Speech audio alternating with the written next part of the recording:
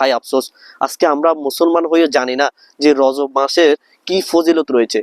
আসসালামু আলাইকুম ওয়া রাহমাতুল্লাহি ওয়া বারাকাতুহু। আজকে রজব মাসের কিছু ফাজাইল সম্পর্কে আলোচনা করব।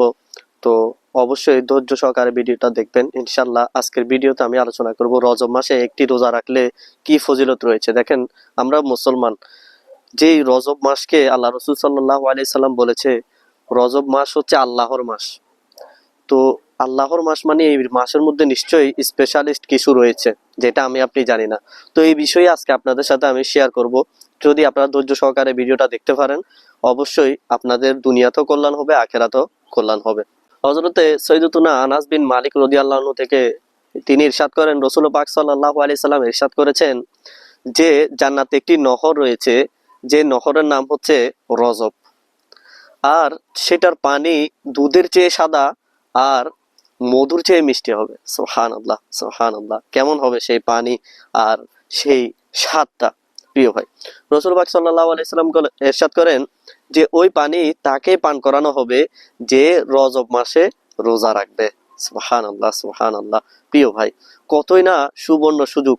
আর যাকে ওই জান্নাতের নহরের বলতেছে, কেউ যদি রজবের একটা রোজা রাখে, রাসূল পাক সাল্লাল্লাহু আলাইহি সাল্লাম ইরশাদ করে কেউ রজবে একটা রোজা রাখলে আল্লাহ তাআলা তাকে ওই নহর থেকে পানি পান করাবেন, যেটার কালার হচ্ছে দুধের চেয়ে সাদা আর মধুর চেয়ে মিষ্টি। সুবহানাল্লাহ, কতই না ফজিলতপূর্ণ। শুধু একটা মাত্র রোজা রাখবেন রজব মাসে। রজব মাসে কি কি আমল করলে আমি আপনি জান্নাতে যেতে পারবো, আমার আপনার জন্য দুনিয়া আখিরাত সুন্দর হয়ে যাবে।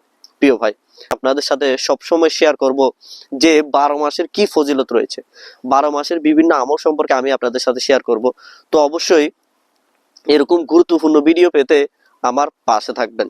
তো দেখেন, আমাদের সবারই উচিত যে আমার আপনার জন্য কোন ছোট আমলটির মাধ্যমে আমি আপনি জান্নাতে যেতে পারবো। বর্তমানে শীতকালে একটি রোজা রাখা তেমন কঠিন কোনো বিষয় না, কেননা শীতকালে দিন ছোট হয়ে থাকে আর রাত বড় হয়ে থাকে।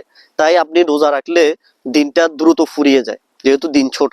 তাই আমি আপনার কাছে আহ্বান করব, রজব মাস অন্তত আমরা নিয়ত করি যে অন্তত একটা রোজা রাখার জন্য।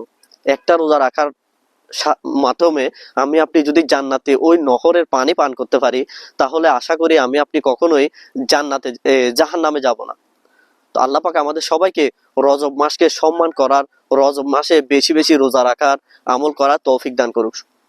রজব মাসের আরো বিভিন্ন ফজিলত রয়েছে।